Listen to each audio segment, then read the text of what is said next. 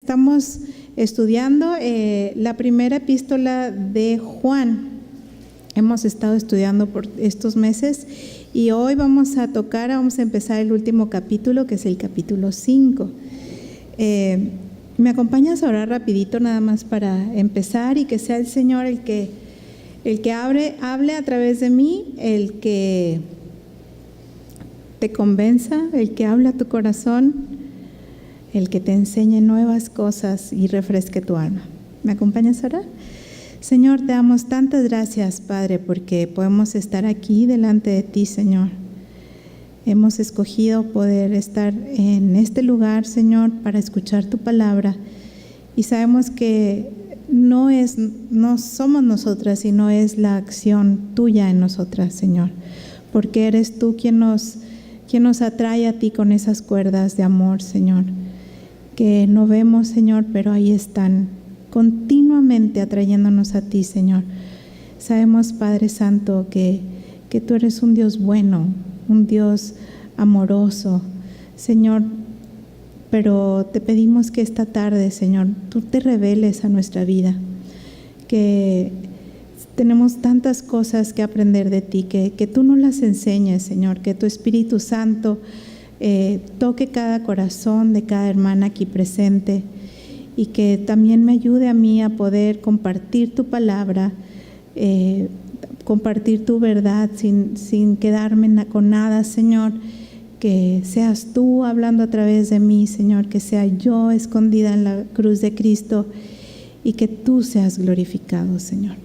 Te lo pido, Señor, con todo nuestro corazón, te lo pedimos en el nombre de Jesús. Amén. Muy bien, pues el título de hoy se llama La mujer que ama a Dios. Y como veíamos en la carta, este se llama epístola porque es una carta. Mencionábamos que estaba dirigida no a una iglesia en particular, sino a todos los creyentes. La escribe el apóstol Juan. Y el propósito de esta epístola de primera de Juan es para que los creyentes en Cristo nos demos cuenta que Dios existe, y también que así como Dios existe, tú y yo podemos tener una relación con Él. Que Dios es un Dios que es tangible, que lo podemos percibir. Ahí empezaba Juan la epístola diciendo lo que era desde el principio, lo que hemos oído, lo que hemos visto con nuestros ojos, lo que hemos contemplado y palparon nuestras manos tocante al verbo de vida. Entonces aquí en los capítulos 1 y 2, Juan nos enseñó acerca de que podemos experimentar la luz de Dios. En el capítulo 3 y 4 estuvimos estudiando que podemos experimentar el amor de Dios. Y hoy vamos a comenzar el capítulo 5, que dice que podemos experimentar la vida de Dios. Y en el estudio pasado, si te lo perdiste, pues yo te recomiendo buscar los estudios en la aplicación de la página, y vas a encontrar desde el primerito hasta el último. Continuamente también lo estamos compartiendo en el Facebook y así que bueno, yo te animo a que lo escuches. Y el estudio pasado compartía Lupita que no debemos de estar abrazando todo lo que la gente nos enseña acerca de Dios, que tenemos que ser mujeres sabias, que tenemos que tener ese discernimiento y pedirle a Dios esa sabiduría y ese entendimiento para saber diferenciar, identificar lo que es la verdad y el error. Hablamos acerca del espíritu de verdad y el espíritu de error, y que incluso dentro de nuestra iglesia se puede dar este tipo de falsos profetas, que lo que más quieren es buscar la honra a sí mismos y disminuir quién es Jesús. Y finalmente siempre esas enseñanzas traen mucha verdad, muchos versículos bíblicos, y se oye bien bonito y hasta te hablan así con los ojos espirituales, ¿no? Pero nosotros tenemos que ser mujeres entendidas y sabias, y no vamos a poder reconocer el error si antes yo no conozco cuál es la verdad. Entonces veíamos también que Dios es amor y que sin Él era muy difícil poder amar a los demás, porque el amor proviene de Dios. Y también concluimos el estudio con este mandato, que si nos amamos unos a otros, iba a pasar algo increíble, que Dios iba a permanecer en nosotros y que su amor se iba a perfeccionar en cada una de nosotras. Entonces, la porción que hoy nos toca va a ser Primera de Juan. Si no tienes Biblia, tú puedes alzar tu mano y ahorita te puede prestar una Biblia para esta tarde. Y vamos a estudiar la última parte del capítulo 4 de Primera de Juan, si quieres ir conmigo, Primera de Juan, capítulo 4, y vamos a ir al versículo 17 al 19. En la primera parte de Primera de Juan 4, 17 y 19 he dividido el estudio en 4 aspectos. El título del estudio es La mujer que ama a Dios. Entonces vamos a aprender las características de esta mujer que ama a Dios. La primera es que tiene confianza en Él. Vamos a ver en los versículos 17 al 19, que ama sinceramente, el versículo 20, 21 y capítulo 5, 1, que obedece con alegría y tiene victoria. Entonces vamos a empezar a leer Primera de Juan, capítulo 4, versículo 17. ¿Ya estamos ahí todas? ¿Sí? Muy bien. Dice así: en esto se ha perfeccionado el amor en nosotros, para que tengamos confianza en el día del juicio. Pues como Él es, así somos nosotros en este mundo. En el amor no hay temor, sino que el perfecto amor echa fuera el temor, porque el temor lleva en sí castigo, de donde el que teme no ha sido perfeccionado en el amor. Nosotros le amamos a Él porque Él nos amó primero. En esto, empieza este versículo con estas 2 palabras, en esto. Y cuando tú veas en esto, tienes que prestar atención porque es importante, porque lo que viene, lo que continúa de ahí es una advertencia, es una alerta que Dios nos quiere dar. Y la alerta que Dios nos quiere dar precisamente en este pasaje nos quiere alertar sobre lo que es el permanecer en su amor y que Dios permanece en nosotros. ¿En qué se perfecciona el amor en nosotros? Dice en esto. ¿Y qué es esto? Quiere decir que Dios, que es el amor, es el que nos da ese amor. Y si yo permanezco en Dios, Dios va a permanecer dentro de mí, en mí. Entonces la verdad es que Dios permanece en ti, dentro de ti. Y este es un amor perfeccionado, es un amor pleno, eso quiere decir perfeccionado, que no le hace falta nada, que es un amor terminado. Es decir, yo voy a estar completa si yo permanezco en el amor de Dios. Ahora, ¿cómo o cuándo Dios permanece en cada creyente? Aquí adelantito en el capítulo 4, en el verso 12, habla acerca de que Dios dice: nadie ha visto jamás a Dios. Si nos amamos unos a otros, Dios permanece en nosotros y su amor se ha perfeccionado en nosotros.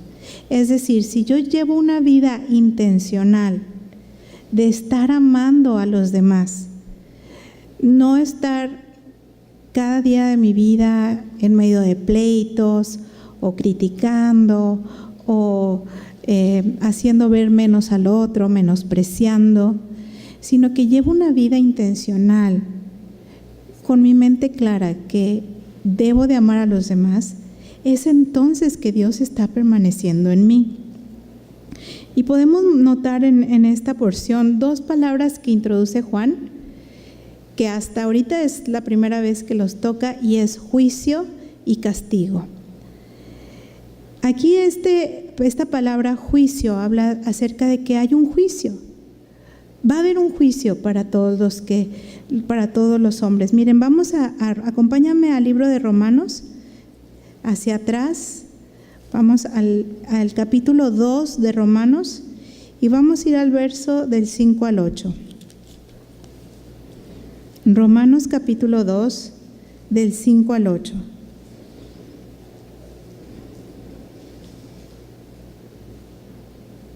¿Listas? Dice, habla acerca de este juicio que está mencionando Juan. Versículo 5 dice, pero por tu dureza y por tu corazón no arrepentido, atesoras para ti mismo ira para el día de la ira y de la revelación del justo juicio de Dios, el cual pagará a cada uno conforme a sus obras. Vida eterna a los que, perseverando en bien hacer, buscan gloria y honra e inmortalidad. Pero ira y enojo a los que son contenciosos y no obedecen a la verdad, sino que obedecen a la injusticia. Este es el juicio del que está hablando Juan. Aquí este juicio es donde Dios va a pesar todas nuestras obras. Y si yo no acepto que existe la posibilidad de reconciliarme con Dios a través de Jesús, eso va a significar que un día tendré que responder ante Dios por todos mis pecados. Esto es, si yo no vengo a Jesús y me arrepiento y Él me perdona, esos pecados van a seguir existiendo delante de Dios. Y entonces este juicio de ira, del justo juicio de Dios, va a caer sobre mí. Hebreos 9:27 dice, y de la manera que está establecido. Es algo que ya Dios lo estableció. No es que lo vamos a convencer, que no lo haga. Todos vamos a pasar por esto. Dice Hebreos, y de la manera que está establecido para los hombres, que mueran una sola vez, y después de esto es el juicio. Ahora, aquí Juan lo que está tratando de decirnos es que como creyentes, recordemos a quién está dirigida esta carta, a la gente que ha creído en Jesús. Espero que seas tú y que también yo hemos creído y depositado nuestra fe en Jesús. Ahora, aquí lo que Él nos quiere hablar es acerca de una palabra importante, y que esto es confianza. Ahora, ¿cómo puedo vivir confiada de lo que me espera en el día del juicio? Yo voy a vivir confiada si y solo si permanezco en Dios. Es la única manera, si yo permanezco en Dios. Yo tengo que entender que Dios se ha hecho accesible a que yo pueda estar con Él, a que Él permanezca en mí solamente a través de Jesús. Y estas son las buenas noticias, que no tienes que pasar por el juicio de ira, sino que puedes pasar por el juicio para vida eterna. Y la vida eterna se obtiene al creer en Jesús. Y estas son las buenas noticias. Este es el Evangelio.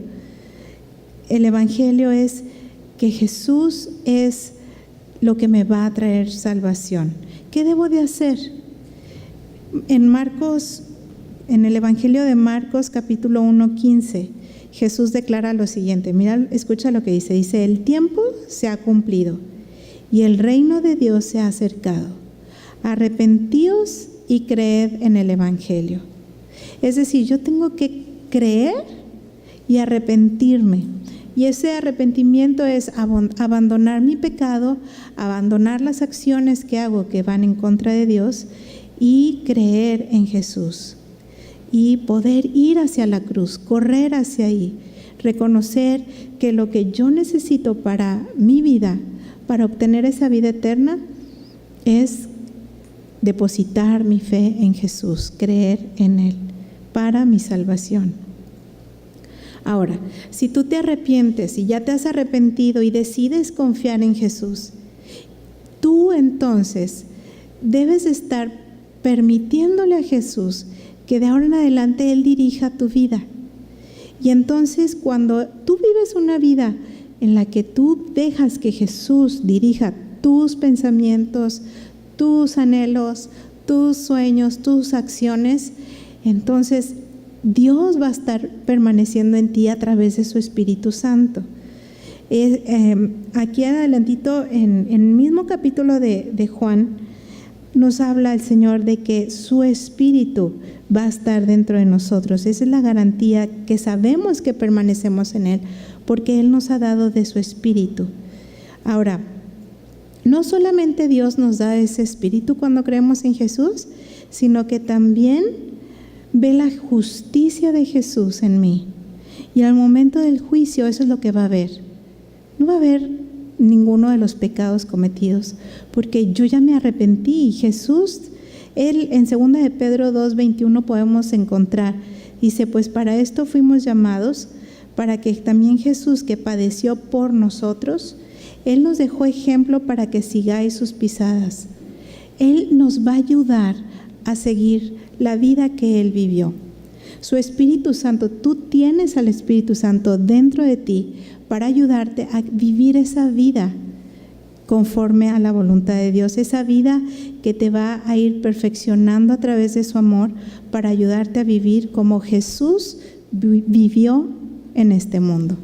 Esa es nuestra esperanza y eso lo creemos. Y así es cuando tú decides confiar en Cristo. Ahora aquí, volviendo a nuestro texto, en 1 de Juan 4:18, dice, en el amor no hay temor, sino que el perfecto amor echa fuera el temor, porque el temor lleva en sí castigo, de donde el que teme no ha sido perfeccionado en el amor. Y aquí habla acerca de este temor, ¿no? De este temor que tenemos. Y yo pensaba, y me acordaba de mi niñez, ¿no? Bueno, en mi casa fuimos tres niñas.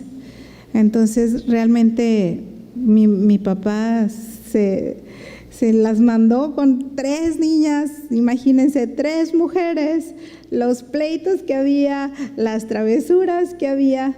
Y me acuerdo que cuando una vez hicimos una travesura así súper, muy traviesa, en aquella época habían las máquinas de escribir, no sé si se acuerdan, ¿no? De esas teclas duras.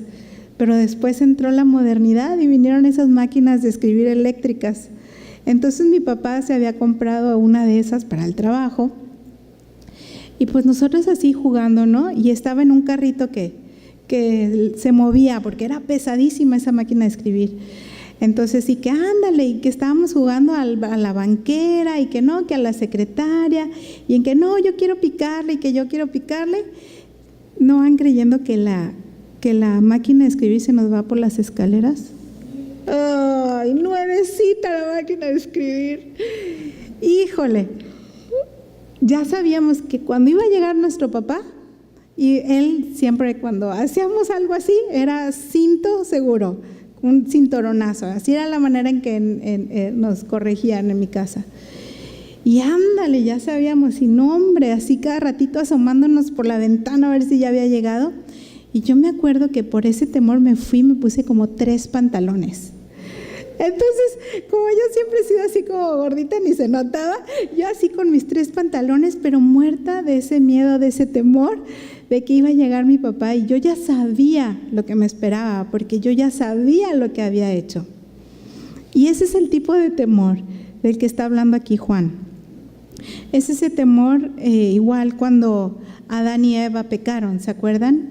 En Génesis 3 vemos que Adán y Eva, cuando pecaron, se dieron cuenta que lo que hicieron. O sea, cuando tú y yo pecamos, nos damos cuenta de lo que estamos haciendo. Estamos tomando esa decisión. No es de que, ay, no, yo no sabía qué estoy haciendo. No, sí sabemos.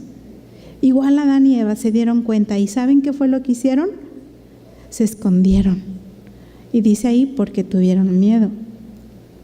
Entonces es este temor que habla Juan, ese es el sentido de esta palabra, es esa emoción que tú experimentas por una anticipación al dolor o a algún peligro, y usualmente está en ti el deseo de huir o de escapar o de pelear. Y es muy diferente al temor que nos habla Proverbios 1:7. Si han escuchado ese versículo que dice: el principio de la sabiduría es el temor a Jehová. Y no es este temor el que está hablando Juan, sino es este temor de saber que lo que estoy haciendo merece una consecuencia, merece un castigo. Este temor que habla Salomón en Proverbios es un temor, y el sentido de este temor es de reverencia, hacia un respeto profundo hacia Dios. Ahora, aquí Juan nos está diciendo, bueno, ¿qué pasa con este temor? Nos está diciendo que el perfecto amor es el que puede quitar de tu vida este temor. Y este perfecto, la palabra aquí en el original, el sentido que está diciendo es de una acción, es de que algo se está haciendo para completarlo, para que quede completo. Entonces, ¿qué cosa queda completa? El amor, el perfecto amor. Y amor aquí es ágape.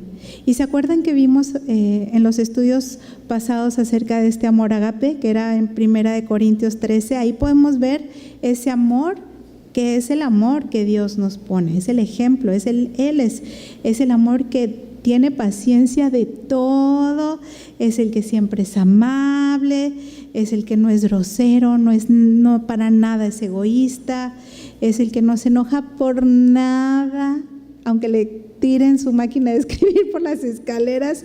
Es ese amor que no se enoja por cualquier cosa, sino que ni tampoco pasa la vida recordando lo que le hacen. Es un amor que lo aguanta todo, es un amor que lo cree todo, que lo espera todo, que lo soporta todo. Y ese es el amor que vive por siempre, y ese es Dios, ese es el amor de Dios. Y el perfecto amor es el que echa fuera temor. Ahora, ¿qué me hace libre de este temor al juicio y al castigo? Y lo que me hace libre es conocer y experimentar este amor. Es conocer a Dios y experimentarlo en mi vida. Cuando yo estoy permaneciendo en Jesús, cuando creo sus promesas, cuando estoy de acuerdo en que Él es más sabio que yo para dirigir mis vidas y sus decisiones son mucho mejores que las mías, es cuando yo estoy viviendo de acuerdo a su dirección. Cuando yo estoy viviendo de esa manera, estoy permaneciendo en Él y conociéndolo más, y ese temor se va apagando. Adán y Eva, ¿cómo eran antes de pecar? ¿Se acuerdan? Ellos, dice la palabra, que platicaban con el Señor todas las tardes y que estaban platicando bien a gusto. Ellos no tenían que andar así con temor ni nada. Ellos platicaban con mucha confianza con Dios. Pero una vez que cayó el pecado en ellos, ¿qué pasó? El miedo los inundó, ese temor. Y ya les impidió tener la misma confianza, esa misma amistad que tenían con el Señor. Ahora, ¿por qué? ¿Por qué este perfecto amor puede quitar ese temor? En 2 de Pedro 2, capítulo 2, 24, dice así, que es Jesús quien llevó Él mismo nuestros pecados en su cuerpo sobre el madero. Y el motivo por el cual Jesús llevó sobre ti esos pecados, esas travesuras o esas cosas malas que ya hicimos, es porque nosotros estábamos muertos en ese pecado y Él quería darnos vida eterna a través de pasarnos su justicia a nuestra vida. Dice, para que nosotros, estando muertos a los pecados, vivamos a la justicia. Cuando yo creo en Jesús, Jesús es el que anula esa ira justa de Dios que yo merezco, que estaba sobre mí, que ya me esperaba, así como ya sabía que me esperaba yo el cinturonazo. Es que Jesús reciba esos cinturonazos, es esto, pero realmente no se compara en nada con lo que va a venir, ese justo juicio de Dios. Entonces, cuando yo ya sé que Él ya me pasó su justicia, que ya Él llevó el castigo de este pecado, que me hace justa, no tengo por qué tener ya este temor. Dice, porque el temor lleva en sí castigo, de donde el que teme no ha sido perfeccionado en el amor. ¿Por qué temo? Si yo estoy temiendo, ¿saben por qué estoy teniendo miedo ante este juicio de Dios? Porque yo sé que las decisiones que estoy tomando no le están agradando a Dios. Yo sé que las decisiones y las acciones que yo estoy tomando en mi vida merecen un castigo. Y por eso está el temor en mí. Si yo sé que no hice nada, cuando yo sabía que no había hecho nada, yo esperaba a mi papá así en la puerta para abrazarlo, porque estoy tranquila, porque sé que no he hecho nada. Y eso es lo que Juan nos está queriendo decir aquí. Que la mujer que permanece en Dios, en su amor, tiene sí un temor reverente a Dios, pero no tiene miedo al castigo. Es como ese hijo que respeta a su papá, pero no es ese prisionero que tiembla ante el juez. Romanos 8:15 dice, pues no habéis recibido el espíritu de esclavitud para estar otra vez en temor, sino que habéis recibido el espíritu de adopción, por el cual clamamos, Abba Padre. Es papito. Somos adoptadas ya a la familia de Dios y no hay esa ira contra nosotros. Ahora, ¿cómo le puedo hacer? Si yo ya he creído en Jesús, dejar de vivir con ese temor. ¿Cómo le puedo yo hacer? Pues tengo que tomar una decisión. Tengo que tomar decisiones con mi vida para poder vivir conforme a su voluntad y dejar de vivir conforme a mi voluntad, que es egoísta, a mi voluntad que solo quiere complacer todo lo que yo quiero. Y debo de dejar cada día, de ahora en adelante, que sea Jesús quien dirija todas mis decisiones, que sea el que dirija mi vida. Acompáñame a 2 Corintios, por favor. Vamos a ver qué es lo que tengo que hacer. 2 Corintios 7:1 dice, ¿cómo puedo empezar a vivir esta vida dirigida por Jesús? Segunda Epístola de Corintios, capítulo 7, verso 1. Dice así: así que, amados, puesto que tenemos tales promesas. ¿Cuál es la promesa? De la vida eterna, que somos hijas adoptadas. ¿Y qué dice? Limpiémonos de toda contaminación de carne y de espíritu, perfeccionando la santidad en el temor de Dios. Es sano el temor reverencial a Dios, no un temor al castigo, sino sabiendo que Él es nuestro Padre. Y tengo que limpiarme, huir de todo lo que sé que me va a traer otra vez atrás, otra vez a estar viviendo mi vida, otra vez estar buscando el amor en hombres que no me van a llenar, otra vez irme a las cosas que aparentemente me divierten. Tengo que dejar atrás esa vida y limpiarme de todo eso, dejar que el Señor quite todo eso de mi vida.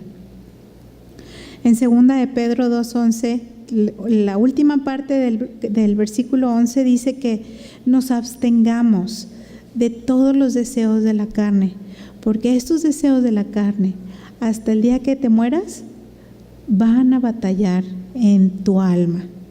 No es nada más como que ya ahorita estoy muy bien y ya la libré de aquí hasta que me vaya con el Señor. No, es cada día. Cada día va a surgir una oportunidad de que el mundo te va a estar absorbiendo y querer que vuelvas atrás, a que sigas tomando tus propias decisiones. Ahora, punto número 2. La mujer que ama a Dios tiene confianza en Él. Y la mujer que ama a Dios ama sinceramente. En 1 de Juan vamos a leer el versículo 4 del 20 al 21. Dice así: Si alguno dice, yo amo a Dios y aborrece a su hermano, es mentiroso. Pues el que no ama a su hermano, a quien ha visto, ¿cómo puede amar a Dios a quien no ha visto? Y nosotros tenemos este mandamiento de él: el que ama a Dios, ame también a su hermano. Todo aquel que cree que Jesús es el Cristo, es nacido de Dios, y todo aquel que ama al que engendró, ama también al que ha sido engendrado por él. Entonces, si alguno, esa es la advertencia, es alguien que está cometiendo esto, es otra advertencia. Si alguno, Dios quiere que estemos alertas aquí sobre el fingimiento, el amor fingido. Ahora dice, si alguno dice, yo amo a Dios, ¿no? Podemos engañarnos a nosotras mismas o a los demás diciendo, pues, que amamos a Dios, y el temor y el fingimiento van acompañados siempre. Cuando Adán y Eva pecaron, tan pronto como se dieron cuenta que habían pecado contra el Señor, lo primero que hicieron fue esconderse de Dios, y también empezaron a cubrir su falta, cubriéndose su desnudez y también dando excusas y pretextos, ¿verdad? Finalmente, Adán ante el Señor no tuvo nada que esconder. No podemos esconder y fingir nada ante el Señor. Y él dijo, bueno, cuando oí tu voz en el huerto, pues tuve miedo. Y podemos decir y aparentar que amamos a Dios y que amamos a todos los demás, y podemos usar palabras de vocabulario religioso, hermana, preciosa, hija de Jesús, ¿no? Y podemos decir muchas cosas, ¿no? O cuando estamos en la iglesia, cantamos bien bonito y sentimos bien bonito. Pero eso no significa verdaderamente que estamos amando a Dios. Tampoco nos engañemos a nosotras mismas, que decir, bueno, pues la verdad es que como yo me siento bien, o sea, me siento tan bien conmigo misma, pues yo estoy bien con Dios, con todos, ¿no? Y puedo estar engañándome que estoy bien, pero si yo no estoy amando a mis hermanos en la fe, en realidad no estoy amando a Dios. Y es a ese fingimiento al que el Señor nos está llamando, a que estemos alertas, a que examinemos nuestro corazón. Dice, y nosotros tenemos este mandamiento de Él: el que ama a Dios, ¿qué dice? Ame también a su hermano. Todo aquel que cree que Jesús es el Cristo es nacido de Dios, y todo aquel que ama al que engendró, ama también al que ha sido engendrado por Él. Cuando tú y yo creemos en Jesús, hemos sido adoptadas. Estamos dentro de la familia de Jesús. Es una familia, y la voluntad de Dios es que sus hijos sean uno. Así como el Padre y yo somos uno, dijo Jesús, así quiero que ustedes, entre ustedes, sean en un mismo sentir, con un mismo amor. Y Juan sabe qué importante es esto. Qué importante es el 11º mandamiento. ¿Sí saben cuál es el 11º mandamiento, verdad? El 11º mandamiento lo dio Jesús. Hizo, un mandamiento nuevo os doy. ¿Se acuerdan? En Juan 13:34 dice, que os améis unos a otros como yo os he amado, que también os améis unos a otros. ¿Y sabes qué? Yo creo que para que alce la mano, ¿quién piensa que es muy fácil amar a quien te ama? A quien te ha amado primero. Dios nos ha amado primero, y es fácil poder amar a alguien que te ha amado primero. Dice la palabra de Dios que el amor de Dios que tiene para ti es el mismo amor que Dios tiene para Jesús. De la misma forma que Dios ama a Jesús, es la misma forma en que Dios te ama a ti. Y que Dios amó a Jesús desde antes de la fundación del mundo. Y eso quiere decir que Dios te ama desde antes de la fundación del mundo. ¿Sí o no resulta fácil amar así a Dios? Pues sí. Pero ¿qué tal amar a esta hermanita que habla mucho, que habla mucho hasta por los codos, y que lo único que dice es pura crítica, y que a esta persona que cuando la veo nada más me hace caras, o que no me saluda, ¿no? O que todo lo que es muy difícil de tratar, que por todo se enoja? ¿Qué tan fácil es amar a alguien así? ¿Es fácil? Para nada. Y luego uno intenta hacerte el coco wash, ¿no? Y estás diciendo, no, tengo que amarla. No, pues se peina bien, me ha dado un chocolate, y empiezas a verle como que las cosas buenas, y tú dices, no, ya, estoy lista para amarla, ¿no? Y entonces vas a la reunión y otra vez llega, ¿y quién crees? Pues esta persona, esta hermana. Y lo único que hace es criticar a tal o aquí, allá, nada le da gusto. Y ahí es cuando quieres retorcerle el pescuezo. Todo lo que ya pensaste y meditaste sobre ella se viene abajo, porque otra vez, ¿no?, sale con esas mismas cosas. Porque en realidad mis pecados se ven más feos en los demás. Y por eso, pues, no puedo amar. Es así, esa es la realidad. No es fácil amar a los hermanos. Pero por eso es que tengo que tener bien claro que es cuando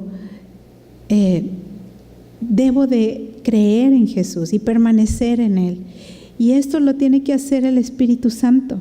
El hecho que tú puedas amar a alguien no va a salir de ti, ni de tus buenas intenciones, ni tus noches de meditación y ver los pros y los contras de esta persona. No va a salir de ahí. Créeme, lo he intentado y no pasa. Sino es dejar la obra de Dios en ti, pedirle. Jesús nos puso muy claramente la manera en cómo tú y yo debemos de amar a todas, incluso a esta persona, sí. Jesús dice que la debemos de amar como Él te ama a ti. Así como yo te he amado, dijo Jesús. En Mateo 22, 37 al 39 dice, y amarás al Señor tu Dios de todo tu corazón, toda tu alma, toda tu mente. Y el segundo mandamiento es, amarás a tu prójimo como a ti mismo.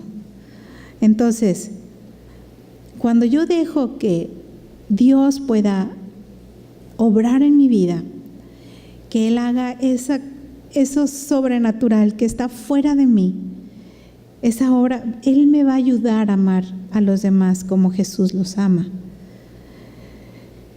Y si tú no confías en esto, no vas a venir a Dios a pedirle ayuda.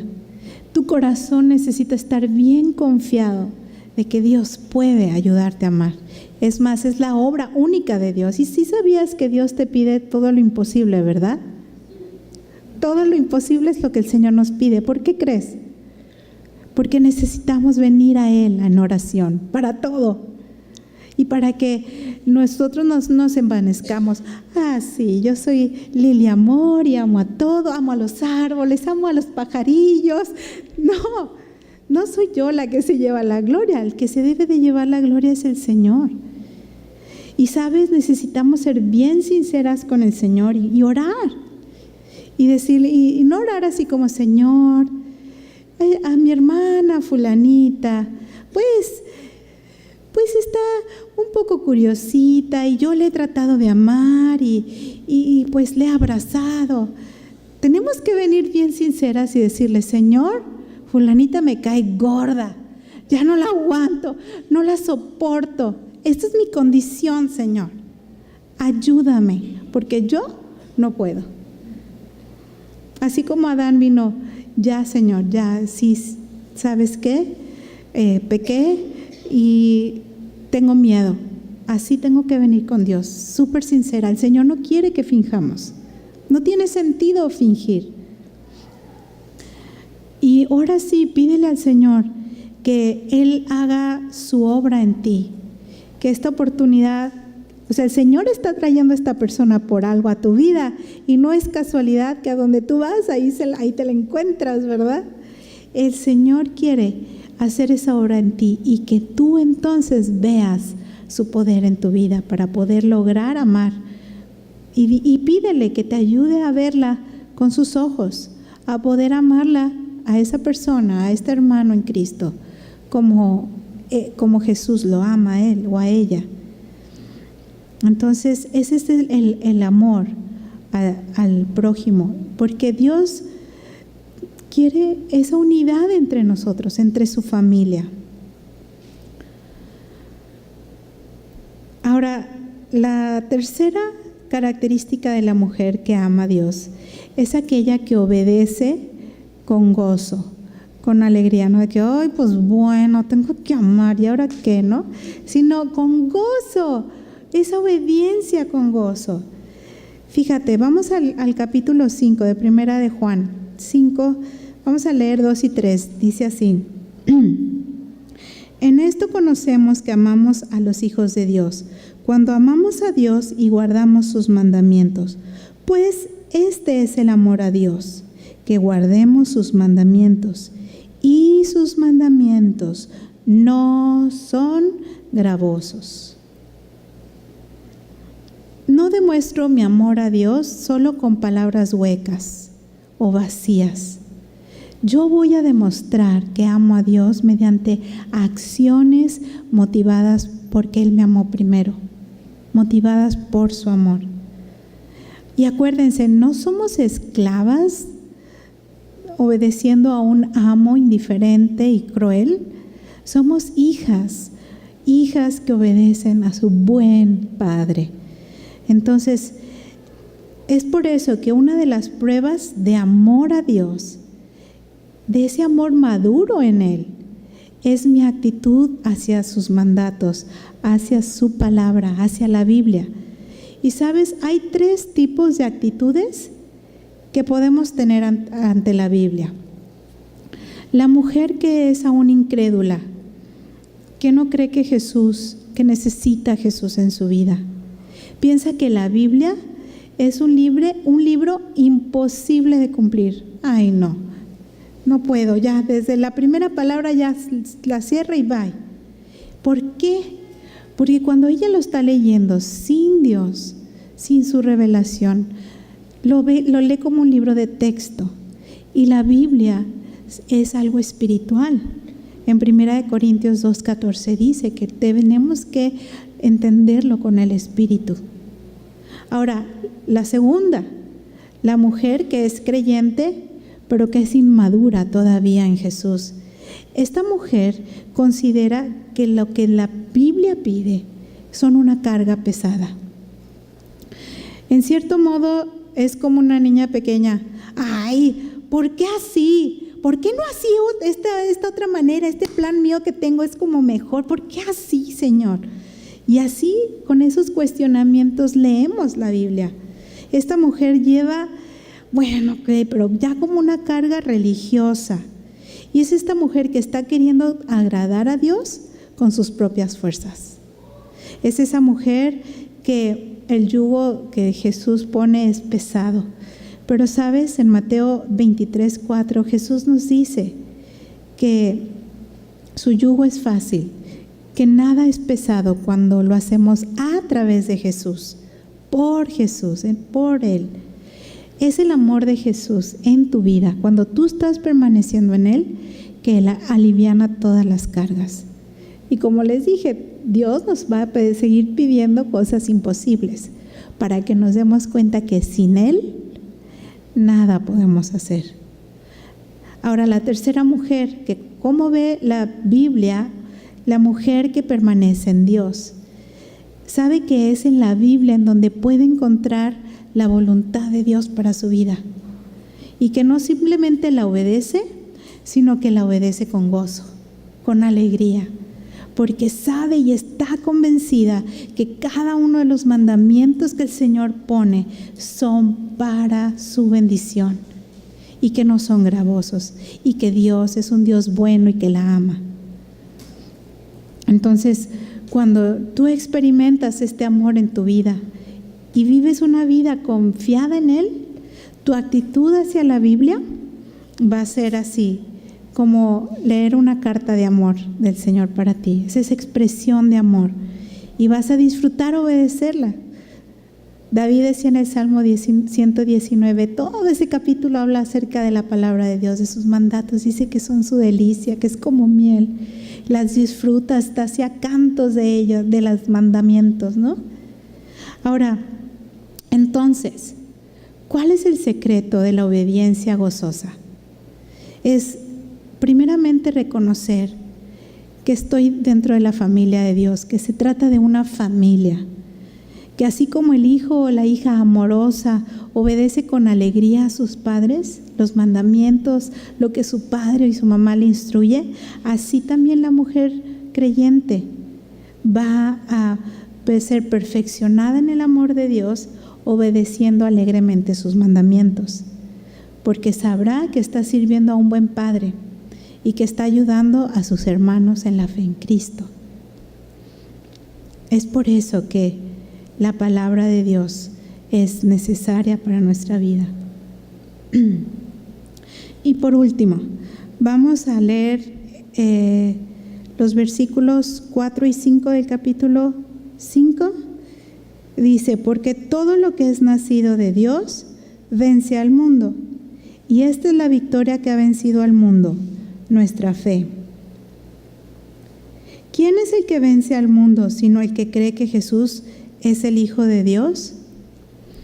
Y aquí es la cuarta característica de la mujer que ama a Dios, y es la mujer que tiene y vive en victoria. Ahora, ¿a qué se refiere con esta palabra de vence? Vence quiere decir es tener la victoria sobre algo o no ser esclavas de algo. Y aquí habla sobre vencer ¿a qué? Al mundo. Como mujeres creyentes, pues vivimos en un mundo real, en un mundo caído, en un mundo injusto, en un mundo perverso. Y podemos vivir y enfrentar cada día muchos obstáculos que te llevan a ti a pecar, a hacer lo que a Dios no le agrada. ¿Y se acuerdan cuando estábamos viendo en el capítulo 2 de Primera de Juan, capítulo 2, versículo 16, acerca del mundo también nos está advirtiendo? Dice, porque todo lo que hay en el mundo, los deseos de la carne, ¿qué es esto? Lo que mi cuerpo apetece. El tomar las chelitas, el emborracharme, el permitirme ver cosas, el vivir una vida promiscua, todo lo que mi carne me pide y quiere y influenciada por este mundo, todos los deseos de la carne, todos los deseos de los ojos, es decir, lo que tú ves y codicias, ya salió esto y no lo tengo, o ella sí tiene esto y yo no. Todo lo que es la vanagloria de la vida, dice aquí, y esta vanagloria de la vida es alimentación de tu ego, ¿no? Que tu ego quiere figurar y ser vista y reconocida y apreciada, es que tú nada más, tus deseos son los que dirigen tu vida. Dice que todo esto en mi vida no proviene de Dios, sino proviene de ¿dónde? Del mundo. Entonces, si tú ahorita te encuentras en esta situación en donde estás batallando con el alcohol, estás batallando con la promiscuidad, estás batallando con tu carácter, a lo mejor con rencores, a lo mejor con, con envidias, con odios, con todo lo que no se ve, hay una manera en que tú puedes ser libre de esto, que tú puedes vencer al mundo, vencer esto. Y esta manera es, ¿quiénes son los que son realmente vencedores? Dice, los que han nacido ¿de quién? De Dios. Entonces, piensa, si tú has nacido de Dios, esto significa que la naturaleza misma de Dios está dentro de ti. Y obviamente, como está la naturaleza de Dios dentro de ti, es imposible que la naturaleza que está viviendo en ti te esté empujando a hacer lo que a Dios no le agrada. Al contrario, te lleva a hacer lo que a Dios le agrada. Dice 1 Juan 5:4, dice, lo que es nacido de Dios es lo que vence al mundo. si mi vieja naturaleza, acuérdense que mi vieja naturaleza va a estar ahí cada día, pero está en mí el apagarla. Si todavía tiene el control de mi vida esta vieja naturaleza, entonces continuamente estaré desobedeciendo y desobedeciendo a Dios. Pero si esta nueva naturaleza donde Dios controla mi vida, entonces viviré una vida en obediencia a Él. Y a lo mejor tú puedes estar llevando una vida de una mujer yo-yo. ¿Sí saben la vida del yo-yo? Va para abajo, va para arriba, va para abajo, va para arriba. Si tú quieres seguir viviendo así, deja que este mundo y tu vieja naturaleza gobiernen tu vida. Pero sabes que aquí Juan nos está diciendo, abran los ojos, ustedes ya tienen la victoria. Ya Dios está en ustedes. Y esta victoria la tenemos por la fe. ¿La fe en quién? Dice aquí la fe en Jesús. Fe en Jesucristo, el Hijo de Dios. El que cree en Jesús es el Hijo de Dios. Así que no es que yo tenga fe en mí misma y en mis buenos propósitos, sino es fe en la obra que Jesús va a hacer en mi vida. Entonces, como resumen, cuanto más esté en Dios, más voy a conocer su amor. Mientras más esté conociendo este amor de Dios, va a haber en mí esta confianza. Cuanto más se perfecciona su amor en mi corazón, su amor me irá perfeccionando y me va a perfeccionar ¿qué? La fe en Él. Así que nosotros no tenemos necesidad de andar derrotadas. ¿Por qué? Porque Jesús ya lo llevó, ya tiene la victoria sobre el pecado, ya tiene la victoria sobre mi vieja naturaleza. Él ha derrotado a todo lo que es el mundo, el enemigo y mí misma, para que ahora pueda yo poder caminar en fe, en victoria. Ahora, ¿cómo puedo comenzar a llevar una vida en victoria? No es gritando, no es reclamándola, yo reclamo esta vida, no es así, sino es pasando tiempo con Jesús, en oración y en su palabra. Entonces, medita en su palabra, adora a Jesús y ponte en ese lugar en donde Dios quiere perfeccionarte.